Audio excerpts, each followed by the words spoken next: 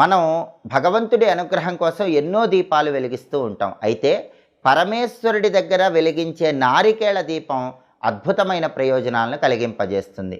కార్తీక మాసంలో వచ్చే ఏ సోమవారం అయినా సరే ఈశ్వరుడి దగ్గర నారికేళ దీపాన్ని వెలిగిస్తే లక్ష్మీ కటాక్షం కలుగుతుంది, శివానుగ్రహం కలుగుతుంది.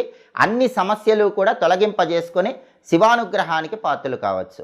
కార్తీక మాసంలో వచ్చే సోమవారం వీలు కాని పక్షంలో ఏ నెలలోనైనా సరే సోమవారం పూట సాయంకాలం ప్రదోష సమయంలో ఈశ్వరుడి దగ్గర నారికేళ దీపాన్ని వెలిగిస్తే ఆ గృహంలో శివుడు ఆనంద తాండవం చేసి అష్టైశ్వర్యాలు భోగభాగ్యాలను కలిగింపజేస్తాడు.